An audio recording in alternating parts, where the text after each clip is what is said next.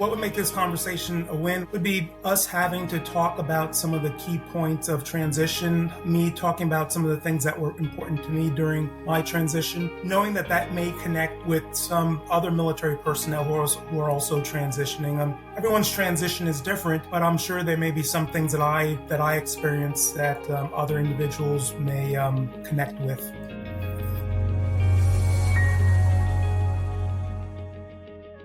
Welcome, everybody, once again to the Military Retirement Podcast. I'm sitting down with a very special guest today, Mr. David Grant, just retired recently on 1 June, and we are going to be talking about all things Soldier for Life, as well as many other topics in the transition process for your retirement, things of that nature from the Army perspective. So with that, thank you, David, for joining me on the show today. Glad to have you.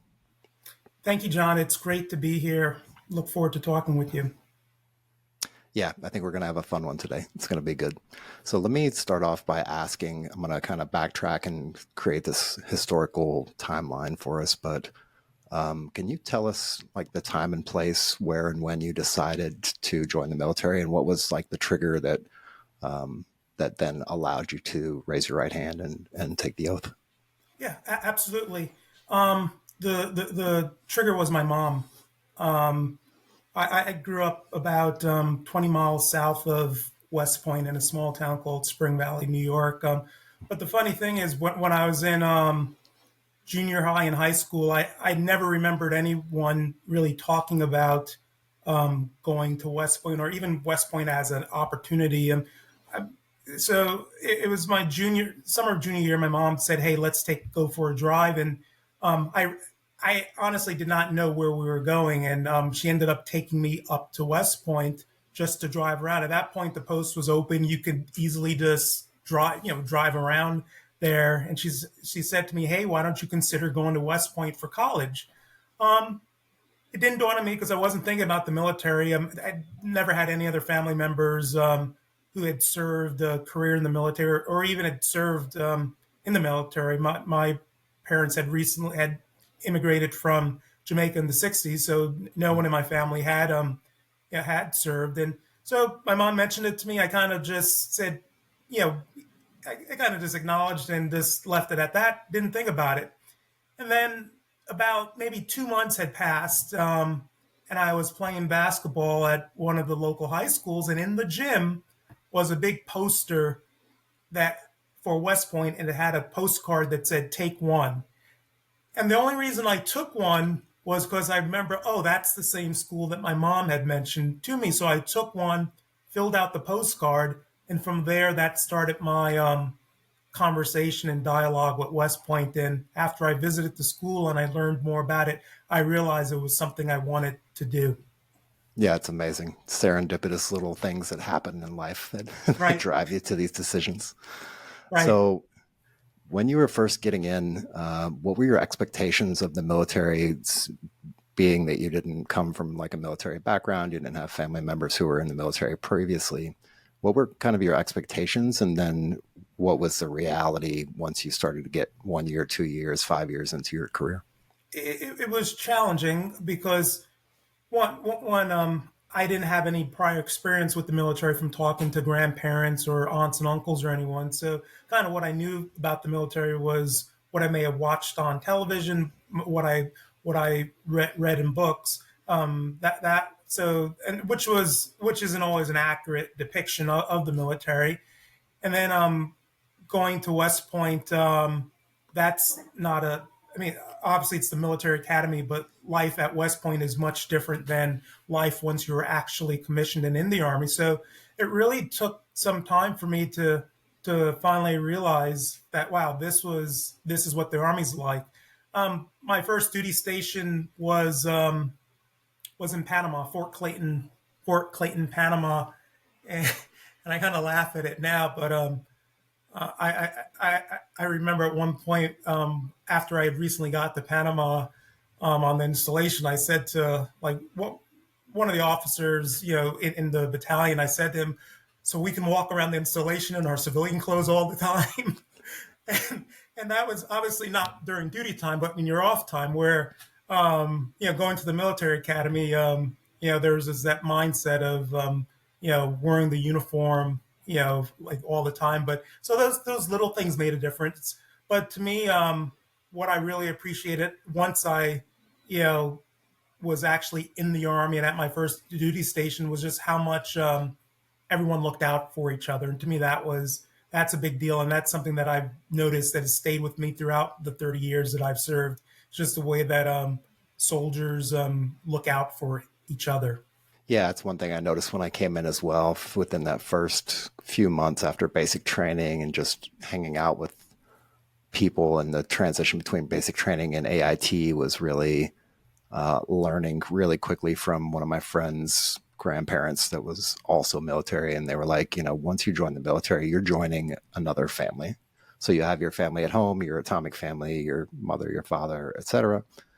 And then you join this other kind of family, which is like this extension of your regular family. And it's the same as, you're going to have the brothers and sisters that you fight with. You're going to have the aunts and uncles that cause ruckuses at the barbecues and things like that. But just understand that they're there, and they understand because they're going through the same kind of things that you're going through, and you can actually count on them really a whole lot if you have nobody else to count on. So Right, right. That's so true. And even now, as a veteran, the family is because it's not just the soldiers that were serving that were part of the family. It's the whole veteran community too. So absolutely. let me move on to the end of your career. And before I do that, let me preface it with, can you just tell us how many years you served in total, and when you came out, what rank you were? Served for 30 years, and when I retired, retired at the rank of colonel. Just want to make sure that the audience knows that if we don't already have it in the notes or the title or somewhere. So as you were approaching that last few years of service, when did you actually get to the point where you made the decision, either mentally, or you were just like, okay, this is the stopping point, or you already had it predetermined maybe from a long time ago of when you were actually going to come off of active duty service?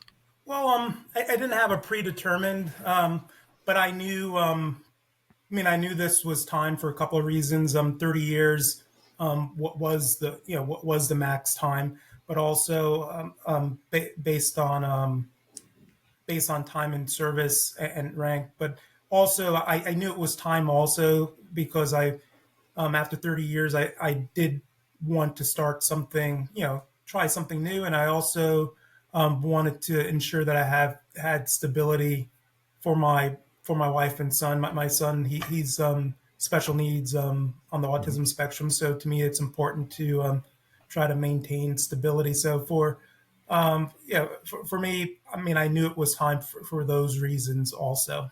And as you were getting prepared for your transition out and getting prepared for your retirement, were there any like heavy conversations that you may have had with your wife? Any kind of mental conversations you had with yourself, like a self dialogue or anything like that prior, or maybe along the way to getting out, things that you might have thought of or things that you might have noticed along the way? A lot of it was the planning. Those were the heaviest thoughts and conversations. But because we knew, because my wife and I knew that we wanted to stay in our same location, that kind of that actually made the transition a bit easier because a lot of times for transitioning military personnel, the location, determining where they want to go is sometimes the biggest issue. But my wife and I knew we wanted to stay right here, at least for now. Um, Other kind of heavy conversations where we discussed, with my wife now, would this be an opportunity for her to kind of work full time if she wanted to do that? And then I would be more available, for things around the house and for our son. So those were some of those were some of the heavier conversations because, obviously throughout the 30 years, family, my wife, and son, they've been a big support. And I wanted to make sure that now that it was retirement time, that I made it very clear that I want to give my wife an opportunity to do the things that she might not have been able to do, while I was on active duty. It's awesome that you already had it like kind of predetermined that you were going to stay within the area, and I'm sure for medical reasons, for personal reasons, for commute, for things like that.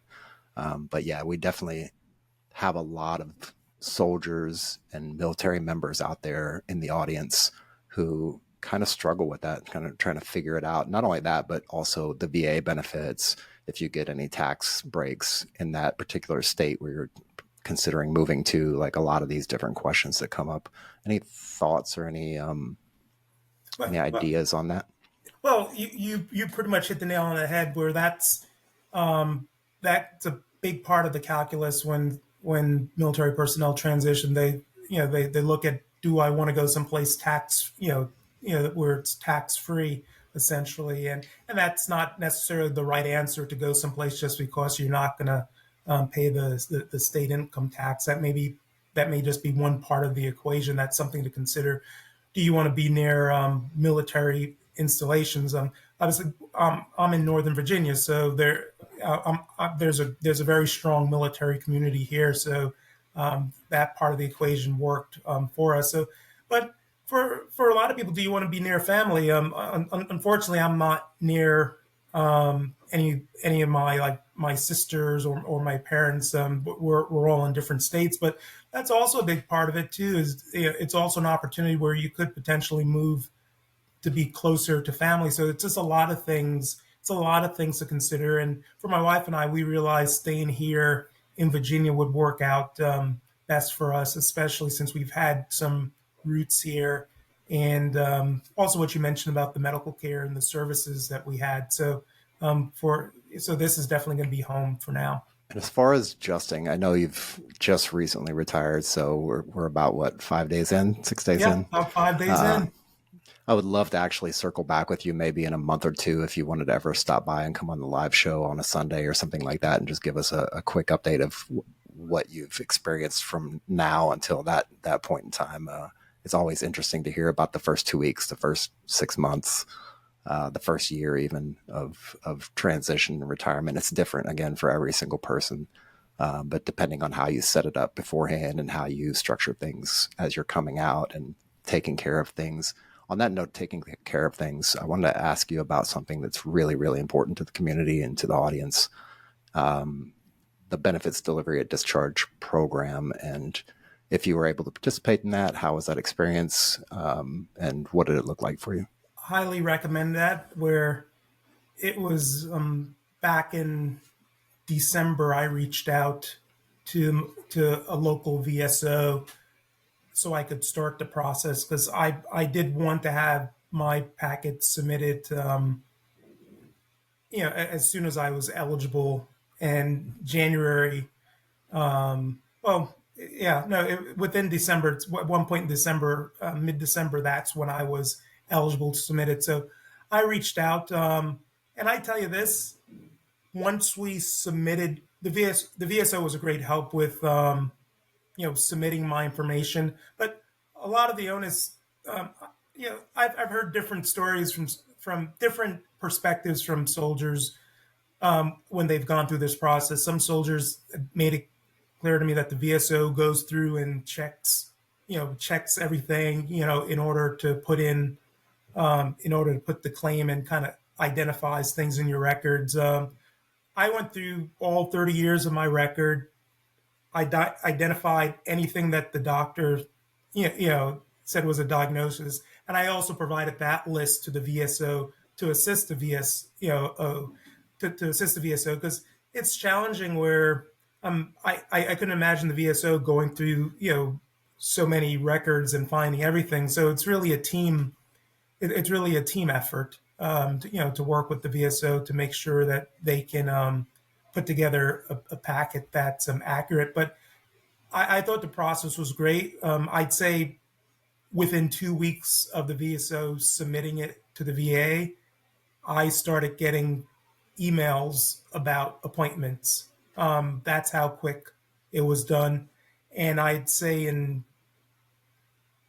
February, March at the latest, all my appointments were complete, but majority were done within February. But the that company that does the appointments, they are they're on the ball when it comes to making sure that you acknowledge that you're aware of the appointment. So I just would really emphasize start the process during that BDD window as opposed to waiting until after you get out. Because once you get out, I spoke to one soldier the other day where it's been almost a year since they've gotten out, and they're still working their claim process. Yeah, we try to hammer it home like every single time we get on camera and talk about it or get on the audio and talk about it is the how critical it is for the BDD process. And then if you happen to miss that window, like for me personally, it was during COVID time still, and it was really hard to get information back and forth, and it was really hard to get like in-person time with the VSO on the base. Was your VSO on base, or did you go to a third-party VSO off the base? The VSO was actually off the base, but it's through the state of Virginia. They have Mm-hmm. VSOs in different communities, so it worked out well. And I'd also, depending on where you are, I'd also look at their schedule. At least here in Virginia, there's a website we go to schedule with the VSOs, and quite a few of them were booked up for several weeks out. So if your window is going to open next week, it's not as if you can just go onto the website today and assume you're going to get an appointment next week. And heaven forbid that you wait until you're close to that 90-day point, which is the end. Heaven forbid you wait till like day 100 and say you're going to submit it and you don't have an appointment. You may not get the VSO that were planning on just based on their schedule. So definitely recommend to plan it out early. I definitely recommend to request the your medical records as early as possible. Where I'd even say, even a year out, request your medical records because you can always go back and get the remainder of them. But if you've served for 20 years or even, regardless how long, 10 years, or at least you get the bulk of your records up front. And then any other appointments that come up, you can always request those records, but at least you'll be able to start going through, those records early to identify anything which could be a potential claim. Yeah, that's right. That's right. And also along the same lines, did you have any records that you had to get from outside, from like a third party, from a civilian doctor or anything like that, or were all yours through the military?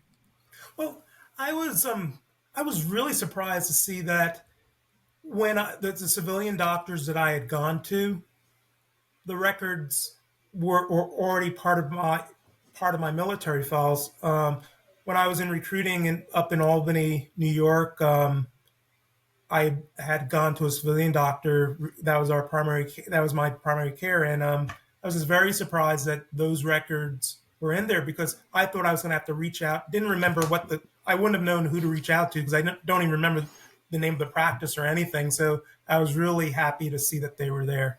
Mileage may vary depending on who you went to, when you went to them, if they got the records and put them into the system, if it's the new system versus the old system. So many variables now. I'm glad that they're starting to like consolidate that stuff and get it kind of streamlined a little bit more. So I know today getting your medical records is a lot easier process than it was a year ago, than it was 5 years ago. So it seems to be getting incrementally better over time.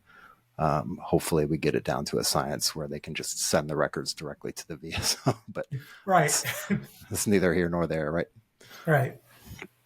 So I want to kind of switch back to reflections on your military service and of course reflections on your transition process. And if there was anything in that process, and also in your service that kind of stood out to you as an aha moment where you had this kind of epiphany of some real insight that you got from, say, your military service or during your transition process, if there was something in the process along the lines of, say, a resume writing class or one person that stood up and spoke in front of the audience that was really, really good.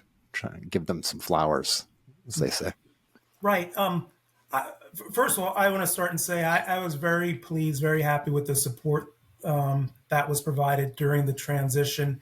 I went to the transition assistant class here in Fort Belvoir, and what I really liked about it, yes, they have the core classes, the core required class that everyone has to go through, which I thought were very useful. The resume classes were a big help.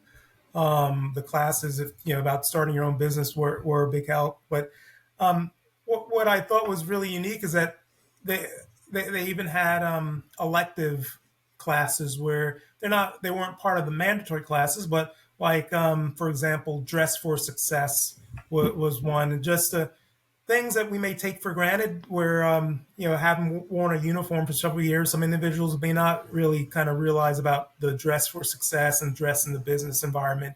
I thought that was a big deal, and really all the various job fairs that take place on the installation and in the community. That to me, those were a big help, because those were opportunities for, and they still are opportunities for, for me to speak with recruiters and representatives from different companies about any tips that they may have. So I definitely advise individuals to one, take advantage of the TAP classes wherever you're located, and if TAP is offering more, definitely take advantage of that too. Go to those additional classes, because for me, those only helped. There are a lot of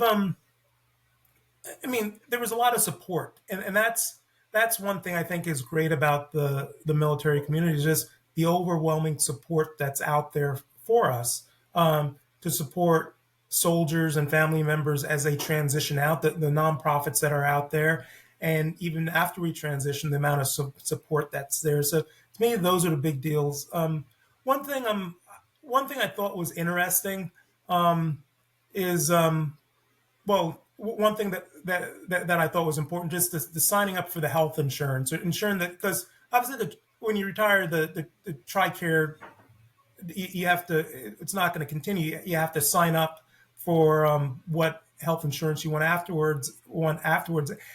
And I just thought it was interesting. The reason I knew that is because on LinkedIn, and just because of my previous job, I knew that was something that has to be done, that you got to sign up, and believe the window is 90 days that you have to, to do that. And then you have to wait for open season.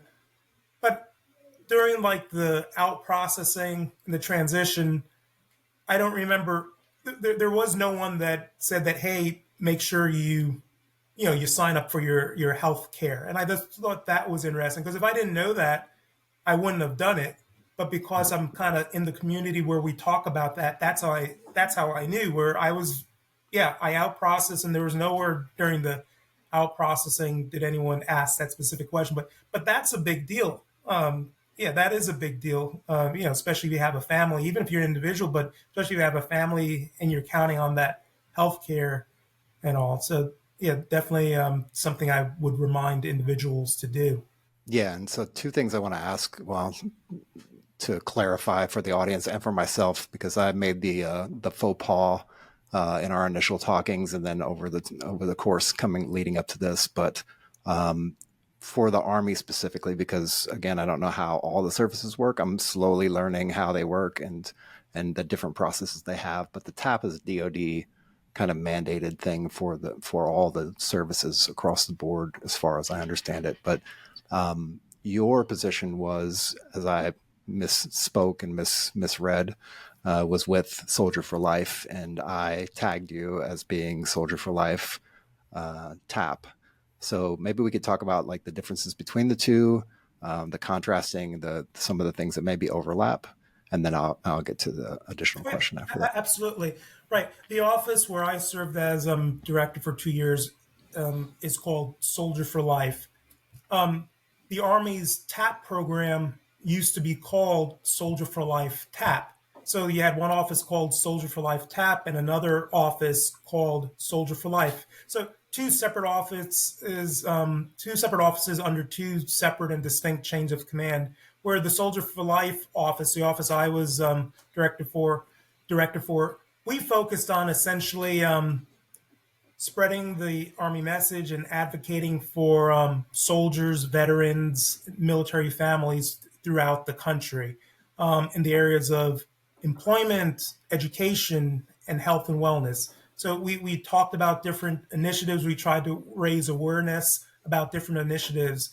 So that's what Soldier for Life focused on: raising awareness, highlighting things that may be important to the military community, also to the private sector. Talked about the importance of hiring veterans and military spouses.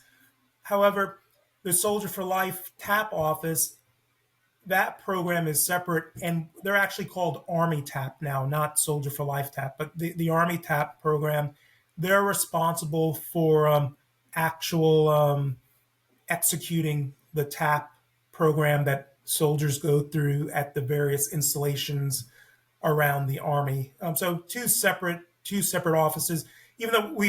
Even though we work together and collaborate together on different things, it's two distinct missions.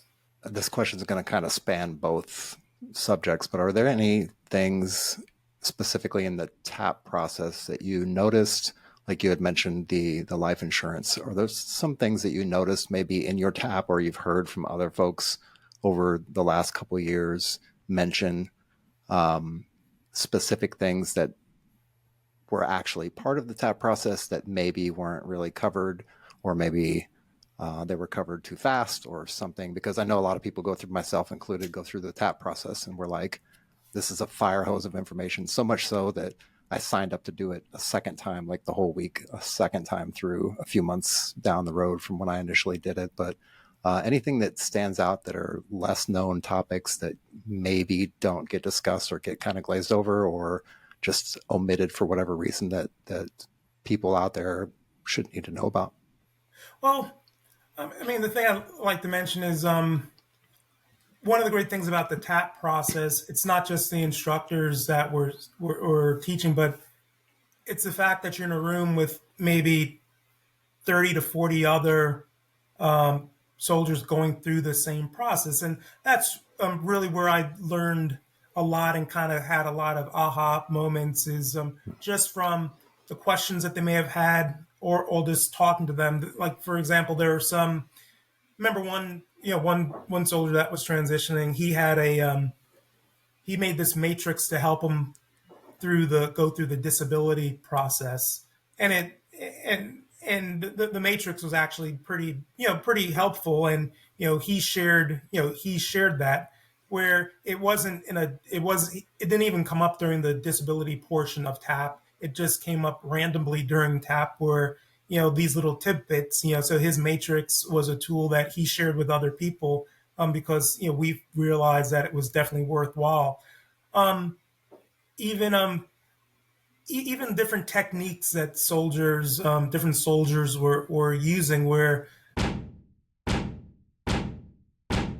there is one soldier that I was speaking with, and he expressed to me that he'd already spoken to at least 30 individuals, he connected with at least 30 individuals on LinkedIn and spoke with them, had set up appointments with them to talk to them about their careers.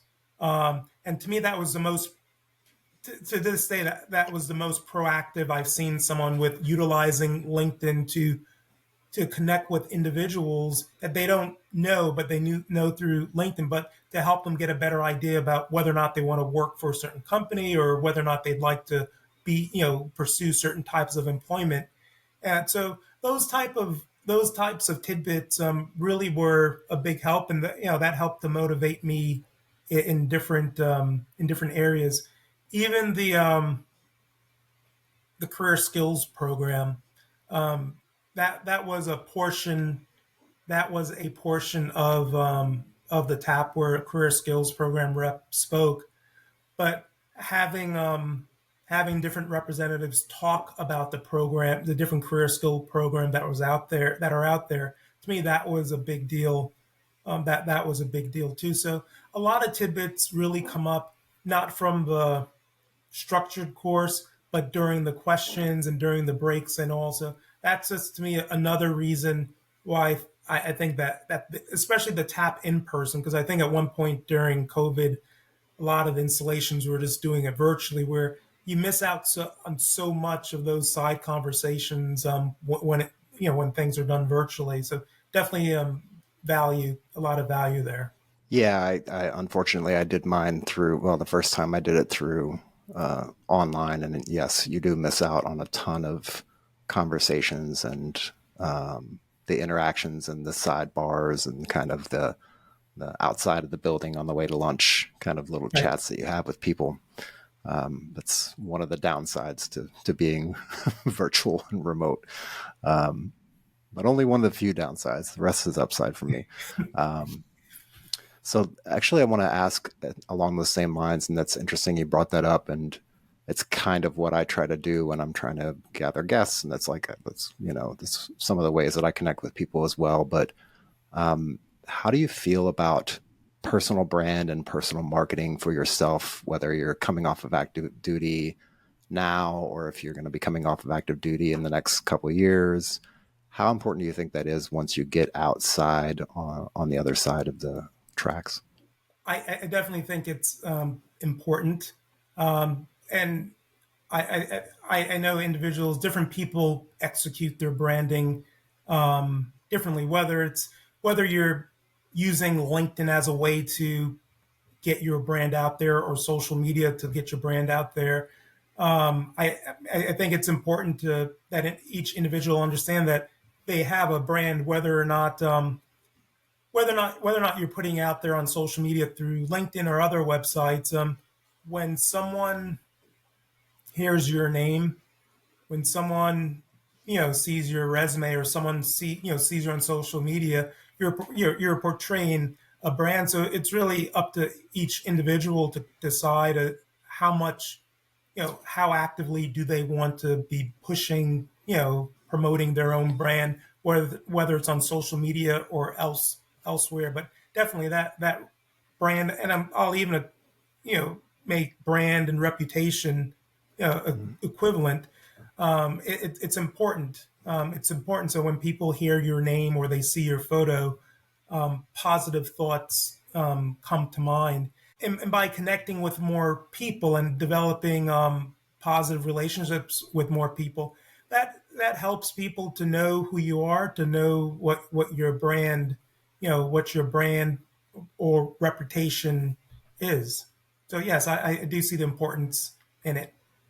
And I want to kind of jump back for just a second and ask about Soldier for Life specifically. I know before I was getting out, I was getting emails and I was involved. I was actually part of the MRT experience for a few years, for the last several years before I got out, which used to be under SFL. I don't even know if that's a thing anymore or not, or if they've integrated it into some larger umbrella. But as far as veterans on the other side, veterans coming off of active service, um, in the Army specifically, what kind of things do you think maybe are important for veterans to be able to be aware of that they may not be aware of, or some kind of highlights of SFL on the other side as a veteran?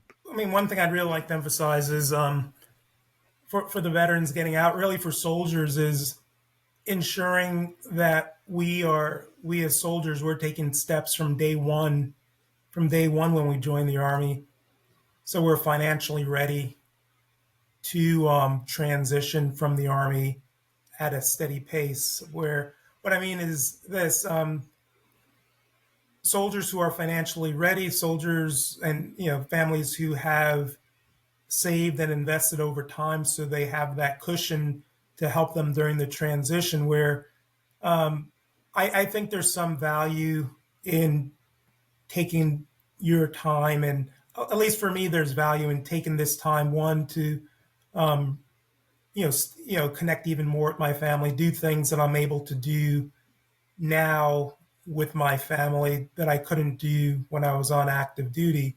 And I think that's important for for all of us, for all soldiers, to kind of save up and have that that cushion, so we don't have to rush and go after that and take that first job opportunity, even if it's not what we want to do, but we're taking it because we need to keep the income coming in. Where if we can get to a point where we have a several months cushion, that gives us more flexibility in going after the job that we think that we really want. as opposed to a job for right now because we have to because we don't have any options.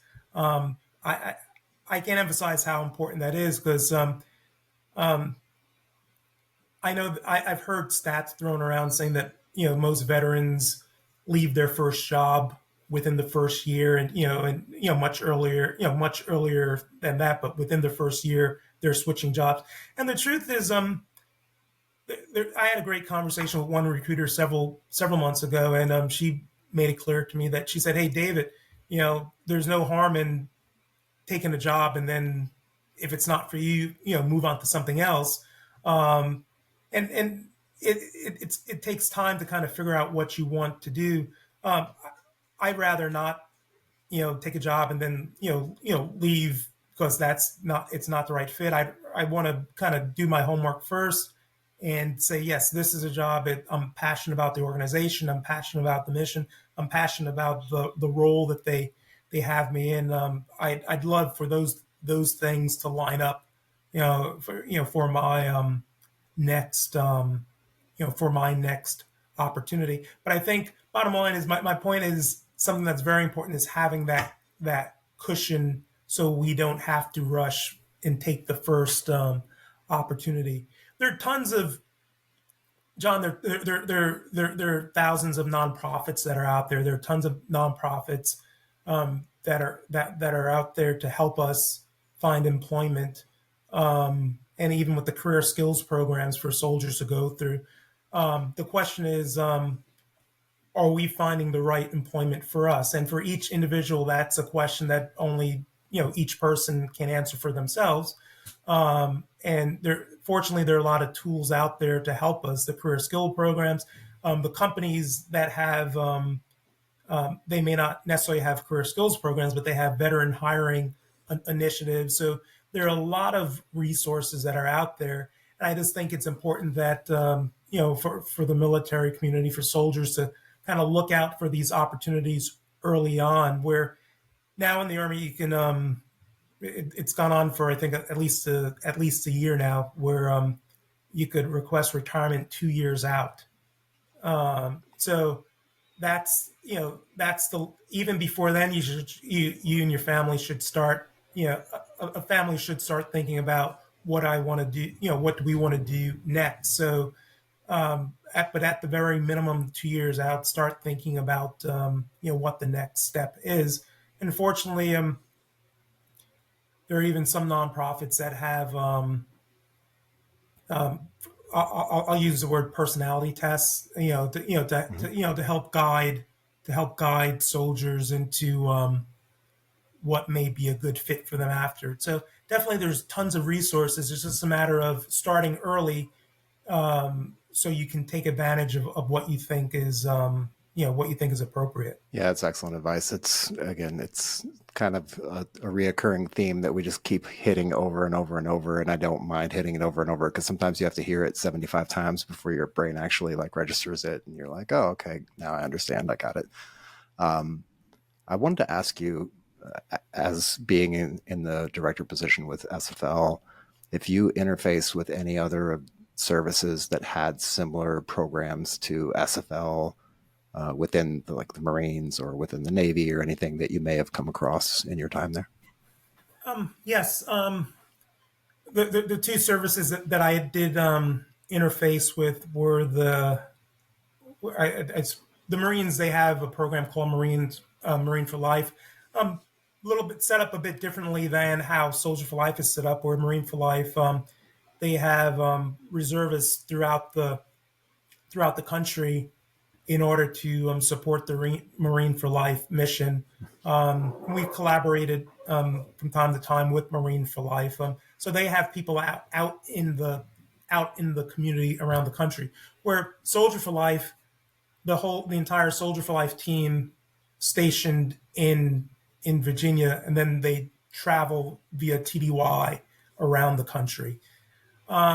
With the Navy, I had met with the Navy a couple of times simply to talk to them about the Soldier for Life directorate, what our office does. They didn't at the time. They did not have a program, but they were thinking of developing a program. I'm not sure how that's transpired, but that's essentially was the interaction that I had with them, telling them about the Soldier for Life program. Yeah, I know the Navy, and it kind of covers the Navy and the Marines at the same time. And again, I don't know exactly what they do. They provide a whole lot of services, and they also facilitate the kind of transition assistance program as well within the Navy and Marines. I think in the Marines it's called TRS, but the Navy definitely has like fleet and family kind of. It's kind of like our version of ACS building, or if it's still even called the ACS, where you can go and get assistance for your family if you need to get, ID cards and all that kind of stuff needs to get taken care of, so that you can continue to thrive on the base or the station wherever you're at. So they have all these kind of lending closets and all that stuff. So yeah, that's excellent. Thank you. I'm torn, and I think I want to save this question for last, so I'll save it for last. So let me kind of switch gears into a strange esoteric question that I like to ask, but I feel like it's really relevant and it brings up a lot of good information. If you had the opportunity to go back and sit and have a chat with your 16-year-old self, not necessarily to go back and give advice or anything like that, but meet up with your 16-year-old self. And I don't know what time frame it was when you actually drove with your mom to the military academy there. So it may have been around the same time frame, but if you had the opportunity and you had, let's say, 20 minutes, 30 minutes, where would you meet yourself, and what would that conversation kind of look like? Oh wow, wow! That really is a deep question. Where would I meet myself? Since it was 16-year-old me, I'll say I would have met myself at what was known as Pepe's Pizzeria in in Spring Valley, New York. It's no longer there, but I would have a talk with myself there to highlight some of the key points, and I would highlight the importance of relationships, because I think that's critical. And we may not, or we may lose. It's not that we may not realize that while we're young. I think we do realize that when we're young, but I think we may probably lose sight of it while we get older. As we get older, I'd highlight the importance of relationships and the connections that we make, especially emphasizing the importance of not only the friendships that you have, but also also emphasize the importance of the people that you hang around with, the people that you associate with, has a big role in how well you're going to do in life. That's something that I truly believe. If you surround yourself with people who are good people, who are smart people, that's going to definitely play a role in how you how you do in life.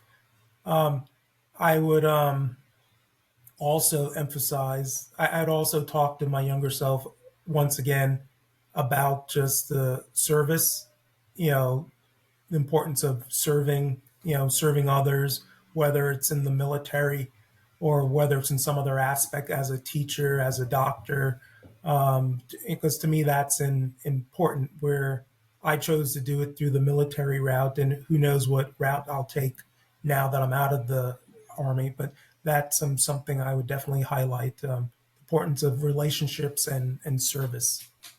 Let me go ahead and ask this question real quick. I know we've covered a bunch of stuff so far, and we still have a little bit more to go because I want to definitely talk to you about some things that you're doing now that you're on the other side of the fence, that you're a veteran and you've just recently retired.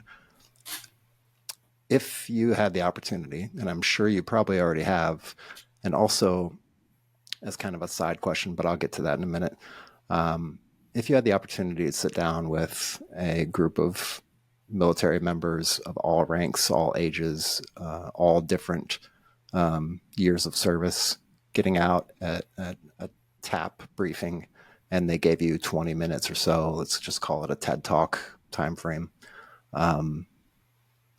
what would you say to that group of individuals, and like what would be the thesis for that talk? The key thing I would emphasize to them and let them know is the sky's the limit for them. And I've said this several times before to every veteran. I would let them know that the sky's the limit for several reasons. One reason is because of everything they learned and experienced while they were serving, all the skills or the professional skills, all the soft skills, all the technical skills that they learned.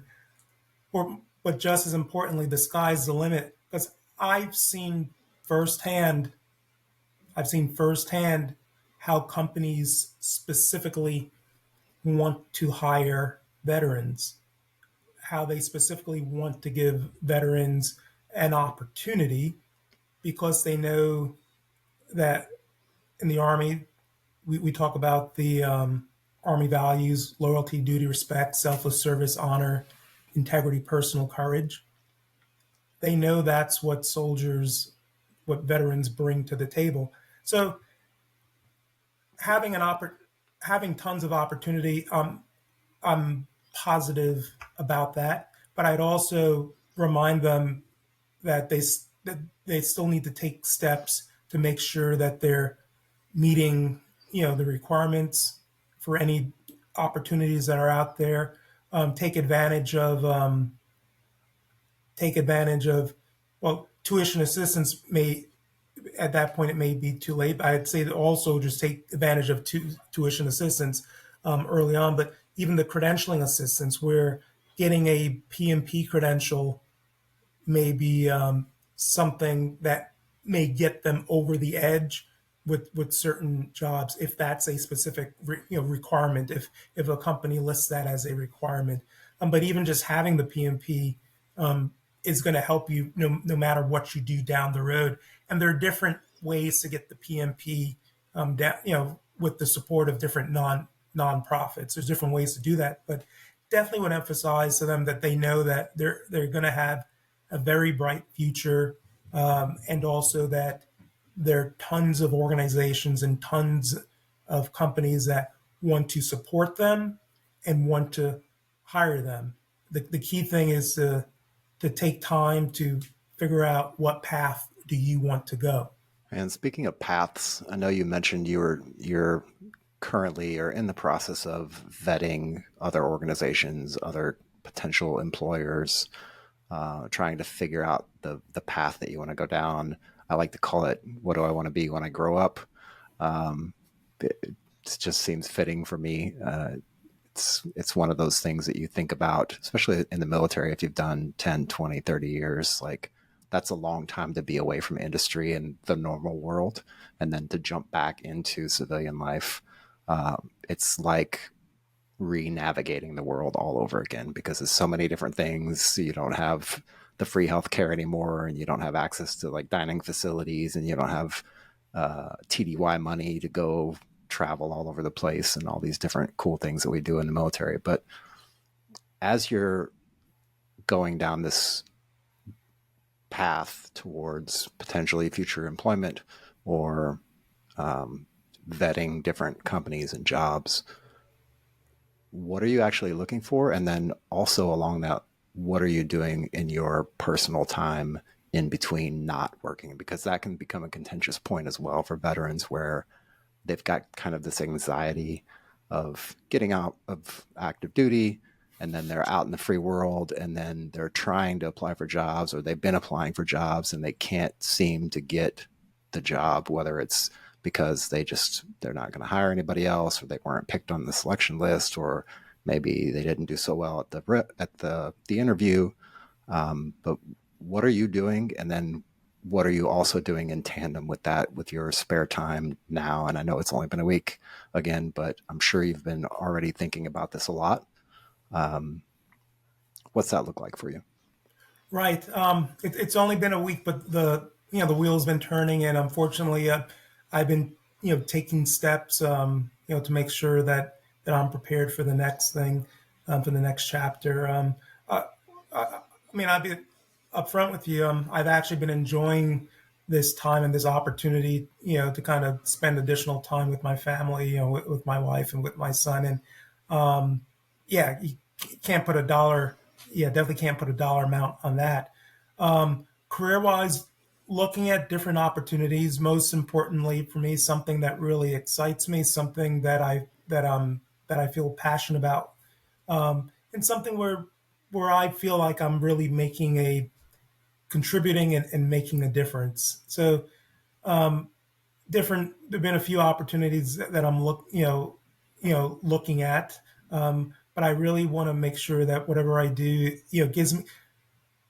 I don't know if it's possible, but what I want to do is I want to do something that gives me that same feeling as when you put on the uniform.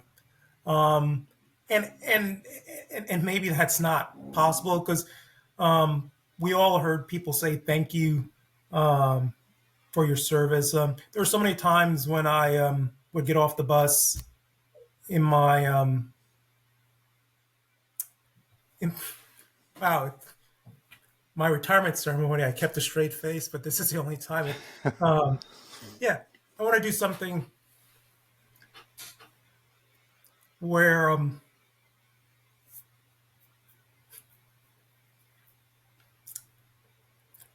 where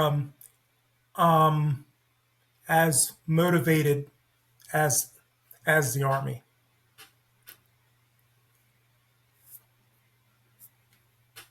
Yeah, thank you for being candid with me. And again, take all the time you need. I'm here. Sometimes this turns into my own personal therapy session for myself, but also sometimes it does bring up emotions. So you're in the company of a lot of caring people and a lot of friends in the audience and in the groups that may see or watch or hear this. So for sure, take your time with that. I did want to allude kind of to this endeavor that you've embarked on, writing a book. And for a lot of people, including myself, that's a big endeavor. It's a big kind of step. It's not one of those things where you can just go on ChatGPT and tell it to do all the things and spit out a book for you and then create a cover and push it out into the world and have it do wonderful things. That's just not the way book publishing works at all. But I want to kind of get your take on that, where that kind of spark came from. What project have you actually put together? And what's kind of the purpose behind it, and what's it doing for you personally? Yeah, um, really excited about recently releasing my second book. It's called "What Are We Going to Do with Tyrone Jr." This is actually the book right here, and I even kept the military theme for it too. Um, but it's a beautiful story about family, friendship, and it focuses about a couple raising their child who has autism, their adult child who has autism. Some of it's obviously some of it's obviously inspired from some of my thoughts and experiences, but it's a fiction. Although it's a fiction story, I really think readers will find it not only entertaining but also educational. Um, so it shows the challenges that that family members that who have special needs. It shows some of the challenges that families may go through when they have a loved one who has special needs. And everyone who has autism is different. And so everyone's experience is a bit different. But I feel positive that many people will relate to it. But it'll also be educational for families, for readers who've never, who don't have much interaction with individuals who have autism or special needs. I I could tell you this. One thing I definitely want to emphasize is, you know, my son, he was diagnosed back in, I think it was early 2000, so it was still fairly early in my career. And one of the things that really, helped me, my wife and I, well, helped us throughout our career was the Army's Exceptional Family Member Program, where the fact that assignments managers, they take into account the the medical facilities, the support services in the different communities, where that makes a big difference. And I just think it's important for soldiers to realize that there is such a program, and to make sure that they're enrolled in that program if they have loved ones who meet the requirement for it, especially for individuals or special needs, because everywhere is not the same when it comes to getting support and services for loved ones that have autism. A lot of research needs to go into that. So I really think that the novel that I wrote, although fiction, it highlights highlights some of the challenges, some of the challenges. But at the end of the day, I really think it's going to be something very educational and entertaining for the reader. Yeah, that's excellent. And that's kind of to tie it all together with what we just talked about, as far as moving into something that's meaningful, moving into something that drives and creates this feeling of passion inside, the same way it does whenever you're in uniform, because that's a lot of the conversation outside from my perspective. Again, I've only been out for, I don't know, 3 years and some change. Some members that I've spoken with have been out for many, many more years. Some are just getting out. It's varying degrees of time being a veteran, but it's probably one of the key topics that we discuss in our day-to-day conversations, is really just the camaraderie, the kind of feeling of purpose. I don't want to discourage anybody out there and tell you that you're not going to find it in the workplace. You may or may not find it. It depends on the job. It depends on the work environment. It depends on the transparency of the organization, their openness to, veterans or not veterans, things, those kind of things. But I think, at least from my experience and what I've seen and what I've been kind of gathering over the last couple of years, is you're really gonna find it more doing your own thing. That's what I'll say about it. Whether it's writing a book, creating a podcast, doing artwork, or doing some kind of woodworking, or creating music. And it seems like these really non-job things, like nobody would call podcasting a job. Well, they might call it a job nowadays, but maybe 10 years ago they wouldn't.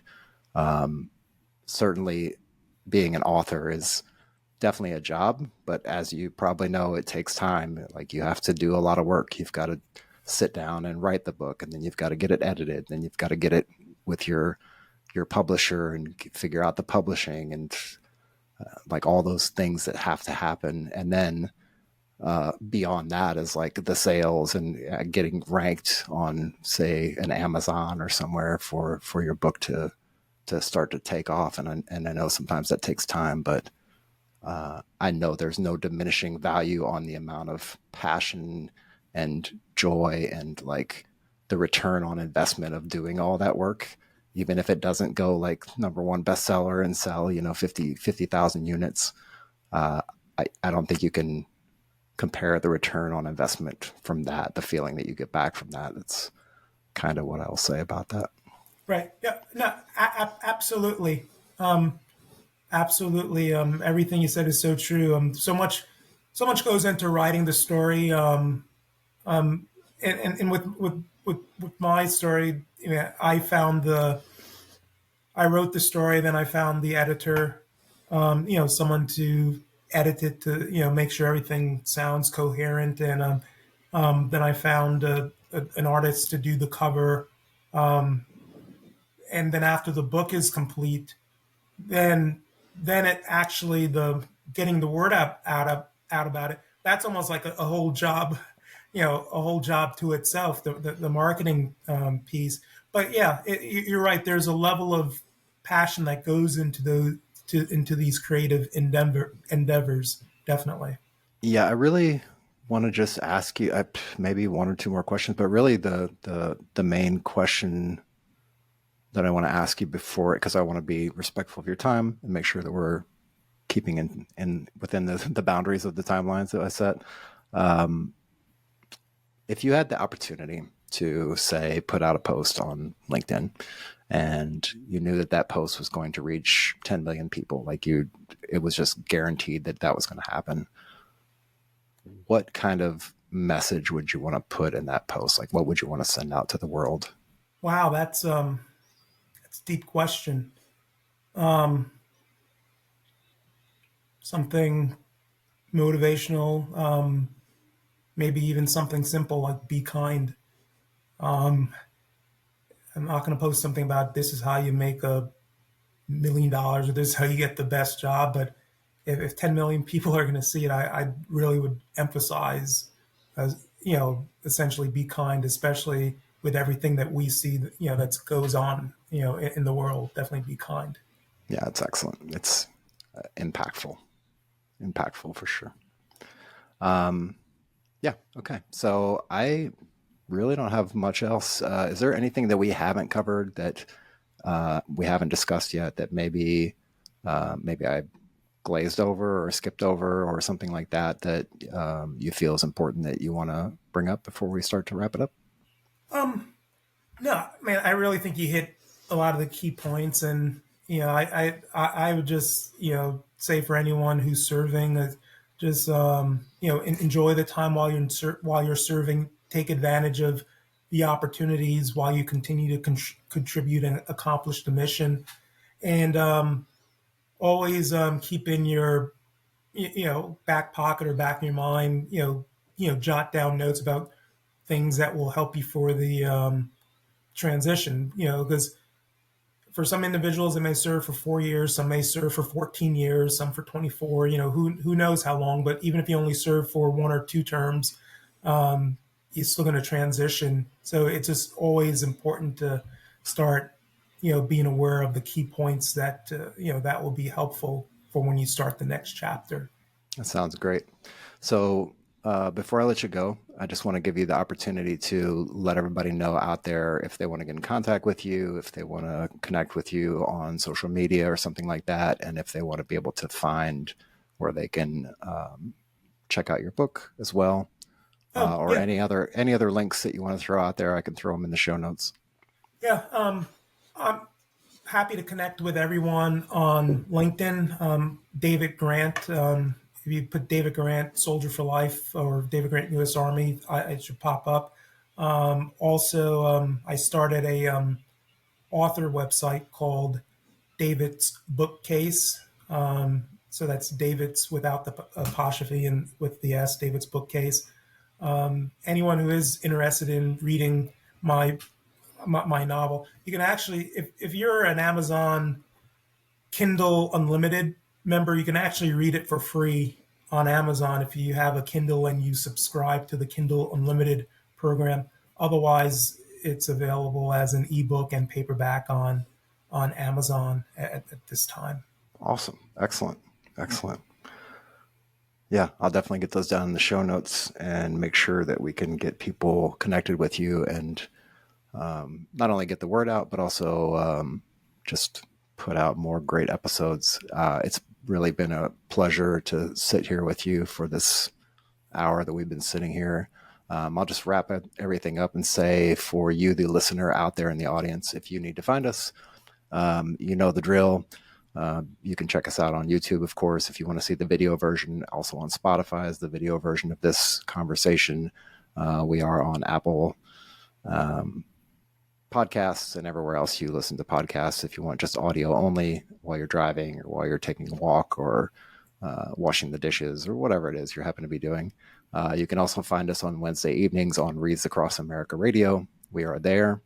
And yeah, if you like what we're doing, give us a like, give us a thumbs up, hit all the buttons, the up thumbs and the down thumbs, hit all the buttons. It's fine. We don't mind. And if there's anything you want to ask or if you want to leave some comments below to David or myself or to Victor, of course, just drop us some comments below. With that, thank you very much, David. It's been it's been a pleasure to sit with you today, and I'm very, very happy and glad that you took out the time to spend with us. I hope it was productive for you as well. Thank you. I really enjoyed this time. It was amazing speaking with you. All right. Until next time, we will talk to you all later. Thank you very much, and out here. All right. Great. Awesome.